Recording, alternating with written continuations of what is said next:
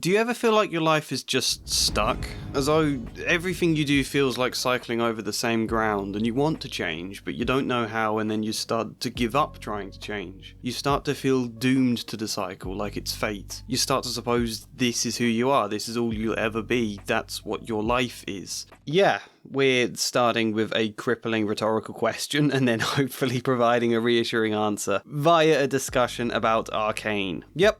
Technically though, this whole video is about how Jinx looks for the end battle of Season 2. Visually, she's changed here, and it's great. You know, first she cut her braids, these super long strands that used to feel like her power, now start dragging her down. Jinx plans to die, and before doing so, she cuts them off. Which you can interpret in a lot of different symbolic ways. It could be like Samson cutting his hair, Jinx's power, it could be like a warrior shamed. The severing of her identity. I think there's certainly something quite vulnerable about this act. You know, the Jinx identity has been both a defense and also a power for her. Partly something heroic, partly an armor to defend against these feelings of guilt and shame, you know, to take things she feels bad about and instead defiantly go, yeah, I'm the villain, so what? I embrace it, I don't care. Cutting these braids so intrinsically tied to Jinx feels to me like removing that armor, and as a result, being left totally vulnerable. Partly that frees her, it's a weight remove, but it also exposes her. It's also maybe a bit like returning to being Powder. This is a much more Powder haircut, and then she does take a monkey bomb very much like the one that first ruined her life when she was Powder, and now she's going to end it all. It makes it feel like Jinx never learned how to move on from this moment.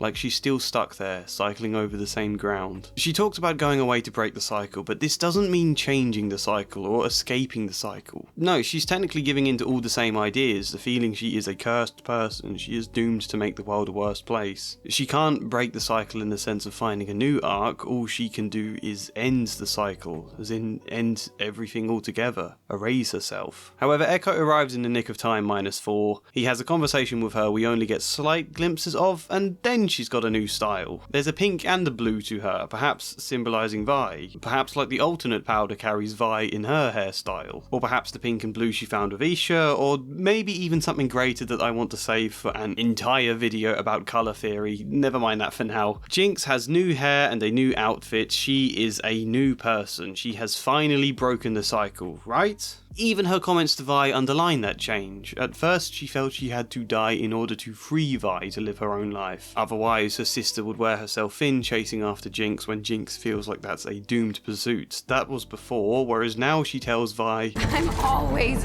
with you.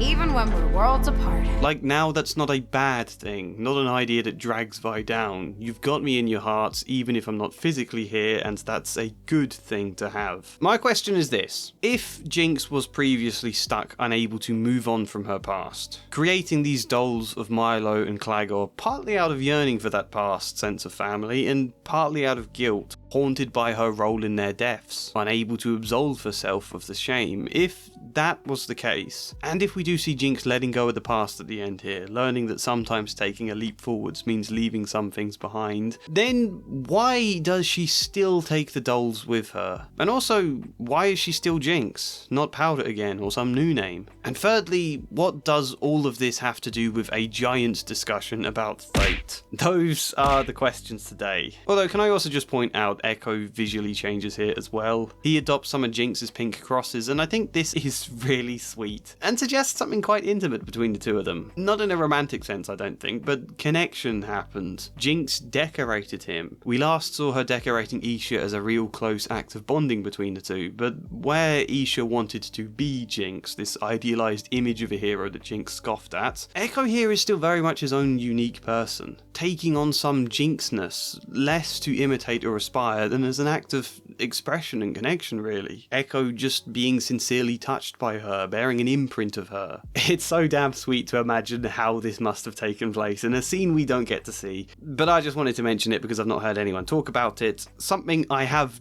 definitely talked about before is this. Hey, in case I don't remember to tell you tomorrow, you've always meant the world Anvil! to me, Benzo. Don't get all mushy on me now. Oh, you better believe it's World Anvil. They are sponsoring this video, they are offering you 51% off, and they are an online tool for building worlds, you may have guessed. But also creating characters, designing and managing campaigns for all sorts of different games. My best friend uses it for D&D, but there's lots of other games. You can use it for planning your stories, writing your stories, working on all sorts of creative projects. For me, it is my novel. I need a tool like this, otherwise I am far too chaotic. We're moving flat soon and I literally have 6 cardboard boxes full of random sheets of A4 paper I've written old ideas on. Pre-World Anviled me was a nightmare. So with something like this, not only can I keep everything organised, keep it all in one place, be able to easily edit things, but I can create timelines, I can create hyperlinks branching off specific characters or articles, or a billion other things that just make it so much easier to find stuff. Planning things can be hard, especially when there's so much to do, but having all of these tools to help visualize it, to help split everything down into specific points, articles one at a time, it helps immensely. I'm not going to show you because it's a secret, but I've created different bio pages for all of the characters in my world, even the minor ones, which house they live in, what their job is, who they're friends with, who they hate, what different beliefs they have or opinions about events that go on in a book, or whatever. So, World Anvil is great. I hope you can hear my passion, and if you desire, if you crave. If you call to the heavens for a 51% discount, then use the code TREE, or click the link in the description, or the pinned comment, or if you just want to try out the free version, then go for that. You know, there's no time limit on it. Test it out for as long as you want. World Anvil. So what is fate? I think there's 2 distinct ways we can look at it that both shed 2 different interpretations on Arcane. The first is like the much simpler idea of fate, that it's this thing you can't escape, that you have no say in at all. Some higher being decides what your life will be, and that's it. No matter how hard you try to resist, the gods have spoken. Arcane definitely employs at least some of these ideas in the epic, tragic sense of scale you find between these 2 sisters consistently opposed. And I think this kind of fate is what Jinx believes. She tries several times to resist the idea that she's a curse, and yet everything seems to keep going wrong for her. She kills Vander and Milo and Clagor, she kills Silco, she blows up the council. She sort of, at least from her perspective of the situation, causes Isha to die. Every time there's a fraction of hope, life happens. Fate, it punches down this big fist from the heavens and just destroys everything for her. I think we can tend to look on concepts of fate with a sense of ridicule nowadays, like, oh, how dumb that the ancients used to believe that, but we all believe it to certain levels at certain times. We've talked about Jinx's narrative, Jinx's story, her song, this idea in her head about who she is that's very clear. I am doomed to be bad. And, you know, we all do things like this. Partly because it's reassuring to have some rigid definition of the fluid people we are. Partly because sometimes things just are out of our control. Sometimes it is quite healthy to recognise that, and sometimes there are, like, other pressures upon us. You know, when people say things like, I'm never going to escape this wreck of a town, I was born here, my whole life is going to be eaten up in this same town, as though that's fate, that's their destiny, because various social and financial pressures make it hard for them to believe differently. Even myself, it's very hard not to at times feel a bit fatalistic about how the YouTube algorithm works, like it is this god shining benevolence or not upon you. Even though it's stupid, it's hard not to kind of feel that superstition on some level. And this kind of concept of fate is 2 things at the same time, I think. It's both a prison and also a comfort. Obviously it's a prison because it means you can't change things. Jinx can't do good no matter how much she might want to. She comes to believe the only real good she can do is to erase herself, which is awful. But that itself is also strangely a comfort for her. Because if this is just what fate has in store, if I am powerless to change it, then I don't need to try. I don't need to do anything. None of it is my fault, it's just this curse. Which is a defense Jinx often employs. Yeah, I'm a curse, but so what? You know, you can feel there is a deeper pain underneath that Jinx does care, but there is also this layer of indifference here, partly as a defense. Being cursed spares you the pain of having to care. That is what's so interesting about this exchange between Caitlyn and Jinx. There won't be a trial. I'm giving you this one chance to account for your actions. all the pain you've caused. Caitlin asks, and then when Jinx doesn't respond, she loses her cool and says, No amount of good deeds can undo our crimes. What we're seeing is Caitlin wanting to forgive Jinx, wanting to be able to pardon her. Prove to me you've changed, Jinx. Prove to me that you regret your actions and I'll accept you for what your sister thinks of you. I don't have the energy to hate you anymore, but I also can't forgive you yet. Please take accountability so that I can move forwards. But how do you take accountability if it was all fate? If it was this curse? Jinx didn't want to be cursed. She tried to fight against this stuff, but it still happened. You know, fate absolves her of blame in a way. And that is a comfort, but it's also the reason she's stuck. Because putting my therapist hat on for a second, you can't easily take accountability if you don't believe in yourself. You have to believe you are capable of doing better. Otherwise, what's the point in accepting the magnitude of your past actions? What's the point in taking on the guilt, the struggling journey to try and make up for it or to redeem yourself? If you believe that's not possible in the first place, then why would you try? You see people make this kind of mistake a lot in schools, or like Dr. Phil would on his horrible show, trying to shame someone into taking accountability, forcefully telling them how awful their actions were in the hopes it can make them feel guilty. It doesn't often work, if ever, because guilt deep down is connected to empathy. You feel guilt really because you care and you want to help make up for it. Shame, however, largely switches off a person's empathy. It makes them put up a wall that the feeling is too overwhelming to let in. They become defensive, or they stop caring, or sometimes they just wallow in the misery, like Jinx is kind of trapped doing here. You know, maybe you could make them cry for whatever good that is, or make them apologise, but does that truly mean taking accountability? No, I think there's a difference. I said fate absolves her of blame, but that's probably the wrong word. It's more like fate defends her from having to face up to the feelings of blame, or perhaps responsibility is a better word there. Defends her from having to face responsibility, and that is a comfort, but if you can't accept what you did, and sometimes the reverse, can't accept what was out of your control, if you can't accept that, then how can you properly forgive yourself? How can you be given the freedom to grow and to move forwards? Caitlin tries to shame Jinx into taking accountability, but it has no effect. And the wallowing is painful, the self-hatred here is awful, let's not dismiss that, but it is also familiar, and it's certain. You know who you are with it. There's not this troubling uncertainty about trying to do better, the question of whether you can or not, whether you're going to fail at that attempt. No, there's none of that, because you've already decided it's hopeless. There is a comfort within that idea, one I think you do feel in this scene. It's horrible and tragic, but I think Jinx is also feeling a strange, dark comfort to finally give in to the idea that the curse could not be broken. Arguably, that's what's most tragic about this scene, that death should ever feel like a comfort. Unfortunately, sometimes it does. I can vividly remember being there myself once upon a time. Fate is both a prison and a comfort in that sense. However, I said there was another interpretation, a better one where hopefully this video gets a bit less bleak.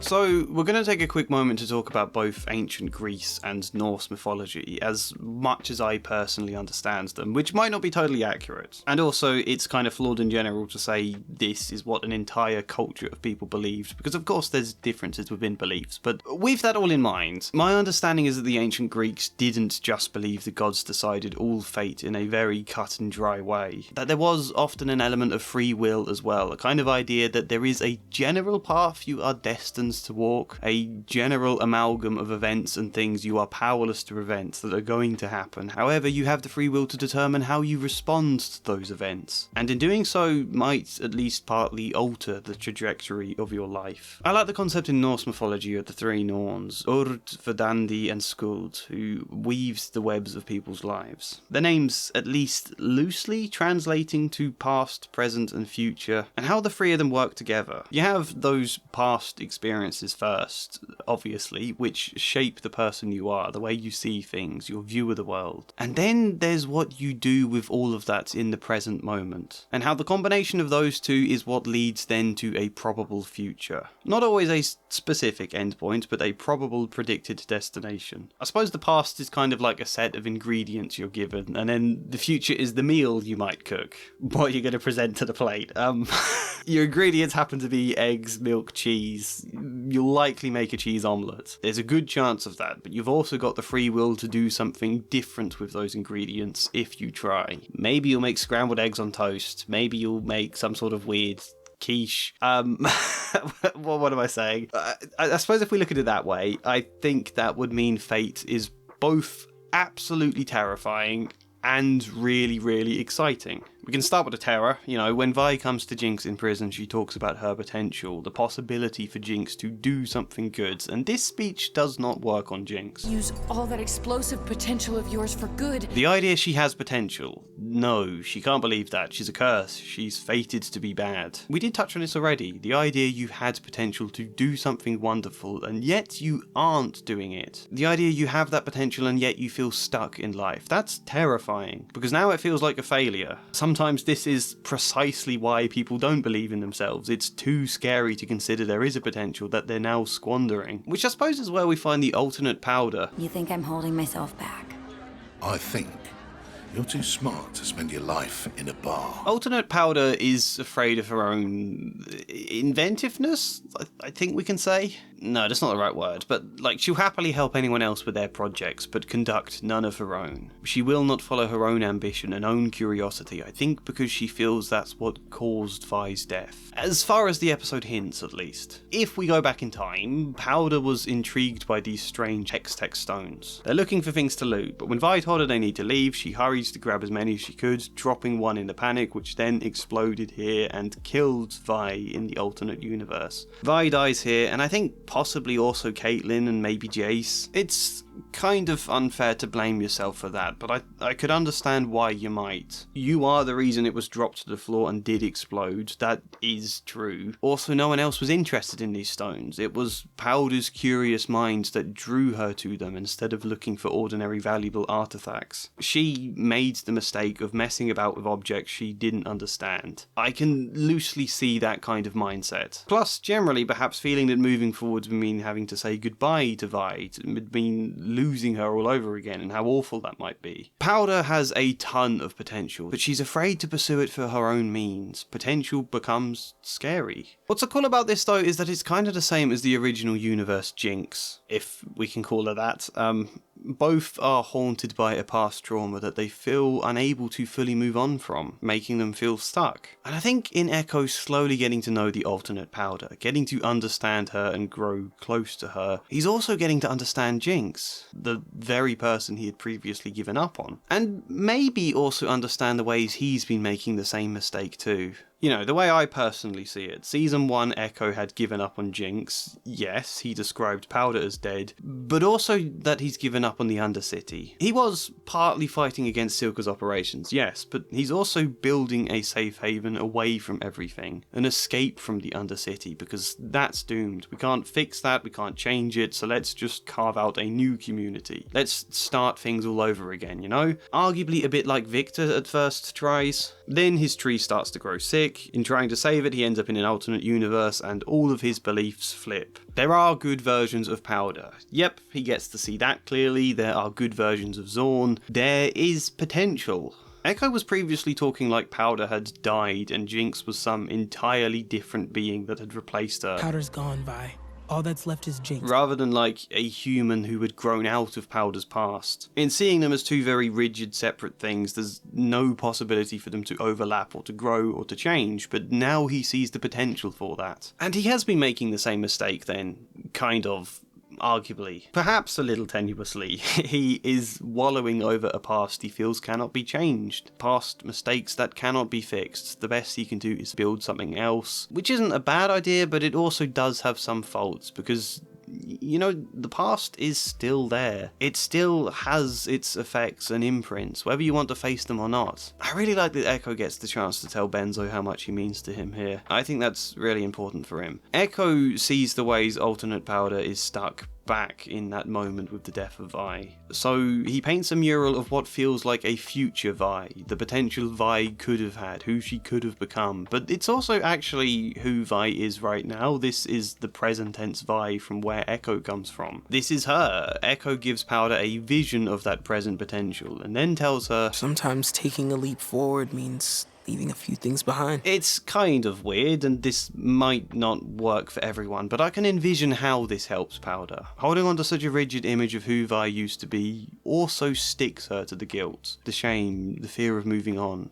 Getting to imagine who Vi could be and feel excitement about that, feel pride, awe for this version of Vi. I think that reminds Powder how much excitement and pride she would feel for feeling her own potential, or that Vi would have felt for her. That in holding on to this past, she is squandering her present rather than bringing Vi into it, you know? Rather than trying to stay as you were as a person when Vi was around, you are instead taking what Vi is, what she means to you, the part of her that is imprinted inside you and is fuel for your fire, and using that to grow, using that to live, to be in the present, kind of taking her with you into that. God, that is really, like, wishy-washy over the top thing for me to say there, but I do think it has merit, and I think it's a point Ekko also needs to hear, and literally hears by the end of this episode. Sometimes taking a leap forward means leaving a few things behind. It's not just in a sense he needs to go back to his reality to make a difference, but also that he needs to dare envisioning that it can change, believe in the possibility of his universe maybe looking a bit more like this one, to believe it still has potential, even though everything seems to have gone wrong in the past. Hopefully you can see what I'm suggesting. Rather than erasing the past, replacing it with something new, trying to keep the two totally separate, rather than that, you recognise the line between the two. You recognise that the past does shape our world, that is important, but we're not doomed to it. We still have the power in the present to make up for what's gone wrong, to learn from it, to grow, which is obviously the exciting part of this free will to be able to alter your fate. It is terrifying, yes, I think more so nowadays than ever. You know, technological advances and social media make it too easy to fathom the potential for any of us to literally be doing anything at any moment, really. The fact we're then not doing all of those things is pressure, and also the infinite choice is overwhelming. Too strong a sense of free will can paralyze you, where I think too rigid a belief in fate can imprison you. However, something of a middle ground. That's when the freedom to not just do anything, but the freedom to grow, to rewrite your own story. That's an amazing feeling. That's a power like nothing else. The idea you can change who you are, not by erasing who you once were, but by growing out of it. I guess, as terrifying as that kind of uncertainty might be, we have to embrace it and have to try our best to manage that fear in order to tap into everything that makes uncertainty so beautiful. Here's what I find most cool about Ekko's decision to leave the alternate universe. It's the very fact he falls in love with it. Because at first, like, he definitely wants to leave. He doesn't belong here. He's clear on that from the moment he arrives. He's trying to keep a distance from this world. However, that then changes. He dares to get close. And in doing so, I think maybe realizes this world is exactly what he was looking for. It's an escape. It's literally getting to start anew, like the past never happened. His reality and all of its faults have been completely cut out of existence. We can see Ekko's growth there then in the fact that he is given exactly what Season 1 Ekko wanted, only this time he doesn't want it, or does but doesn't choose it. Not only is it incredibly brave to let yourself care for a world you know you will have to lose and leave behind, but it is a testament to his growth as a person. What does any of this mean? I'm in danger of just waffling nonsensically about past, present and future. Let's get to the point of all of this now, shall we? Do you remember earlier when I asked if Jinx has to let go of her past, why is she still taking the dolls around with her? Remember that? It feels like a long time ago. It's because, again, as we were sort of just hinting, you don't move on from the past by erasing it. Taking a leap forwards does mean leaving a few things behind, but not cutting them out of existence. Silco argues the opposite of this very eloquently in Season 1. You need to let Powder die, so the fear of pain will no longer control you. But you can't just kill off a part of yourself. You can try to, you can half trick yourself, and these kind of symbolic acts of transformation are powerful. Like the classic idea of burning past objects you feel an attachment to. Jinx later burning Silco's chair. It feels powerful. For a while you might feel a lot lighter and like you've turned a corner, but all of that past is still there deep down. Which isn't to say these kind of symbolic acts of transformations are a bad thing in themselves. I think it's about the context and how they're used rather than as a whole. But yeah, do we see Jinx freed from the fear of pain following this dip into the water? Does she let go of her past? She can say Powder is dead, she can not go by that name, but is all of that past gone? No. It continues to haunt her, perhaps even more so now, because now it's like something she's supposed to have dropped. Now you feel like a pressure to have not entirely let it go. You're kind of suppressing it in a way. Arguably, the Jinx personality is born straight out of the desire to escape that past, to leave all of the guilt and shame behind, to not be that vulnerable, abandoned girl who got things so tragically wrong. But you do never feel like Jinx escapes any of it at all. You can feel the weight of that past imprinted on everything she does, hence she comes back to this point again as though it was a cycle. And equally, we can say, like, Jinx cutting off her braids, severing that symbol of her Jinx identity, does that make her Powder again? Even earlier this very season, she tried to say that Jinx is dead. However, it didn't work. Jinx still means something incredibly important, whether she wants it to or not. You know, even the very fact she doesn't want to associate with that label is itself an important feeling. At Stillwater, she realizes how much the Jinx identity means to all of these people, and to her, the connection it causes. That's something to grapple with, rather than to just throw away. And similarly, chaining yourself to the past, does that free you to become someone new? No. So, what you kind of do is trace the line between who you were and who you are now. See the link, see the ways it shaped you, but also consequently the ways it didn't. The ways you changed from that. The things you were responsible for, and also the things that were out of your control. The impacts they had and the impacts they didn't have. Reflecting, essentially. Processing. Kind of paradoxically, when you are tracing that line between the two, you're actually better coming to recognise that the past is in the past, that you're not stuck there reliving it, that you're more able to let it go. And on the reverse side, you're getting to realise that you don't need to stay dwelling on the past in order to hold on to it. You're getting to realise that it's still there within you regardless. I kind of talked about this in my last video. The idea that whilst Vander's memories are erased, all of that is still alive within Jinx and Vi. Everything he meant to them is alive inside their hearts. Sometimes in moving forwards, you actually feel closer to those past things you yearn for. You know, dwelling on the past, you are dwelling, you're constantly reminded that it is gone, that it's not something you have now in the present moment and are living with. But if you are moving forwards, then it kind of does feel alive. Powder can get to draw on everything Vi means to her in order to live in the now. And same with Jinx. I don't think she's clinging to these dolls in the end in order to, like, try and preserve the past image of family, or because they haunt her in the same way they were before. I think she's keeping them with her now because they are a part of her. They mean something, and that can be positive. Before, she was just caught up in the shame and the guilt of her part in their deaths. But now I think she's getting to much better feel the other sides, the love and the care. Whatever she did in that tragic moment, these are still people who taught her affection and belonging and helped nurture many of her best qualities. That recognition can kind of empower Jinx. I think she gets to feel that now. And similarly, that's why she's still called Jinx at the end. That name is a part of her and her journey. She can't pretend it wasn't. I am both Jinx and Powder, and maybe the potential to keep growing into something more as well. Past, present, and future all working together. And you know what else this means? Taking accountability. Accepting the responsibility of your actions, and sometimes accepting what was out of your control as well, and then coming to terms with it. Accepting that you can grow, you can change and do better. And that is what I was interpreting about Jinx's hair. You don't want to get rid of it because that past is a part of you. You don't want to be completely weighed down by it either, but you do want to be able to style it all into something new. Yes. And there is a symbolic act of transformation I do like. That is a great conclusion, but I also want to quickly mention Ekko's time travel device as well, because it's so cool. It's easy to think of this device like it's going back into the past, and it is, in a way, but really this device is all about the present moment. It's all about the infinite potential to learn from our mistakes and do something new with them now. Again, not chaining ourselves to the past, not trying to erase it, but utilising it in the present moment for a better defined future.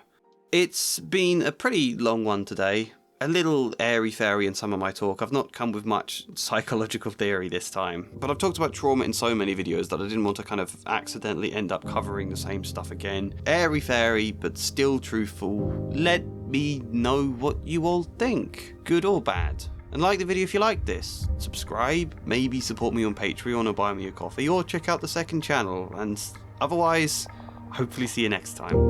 And as ever, a special thank you goes to Flying Spider, Grace, Kellyanne Davidson, Luke Orr, Michael Gallagher, Chad Bramwell and Joshua C. Follier. Thank you.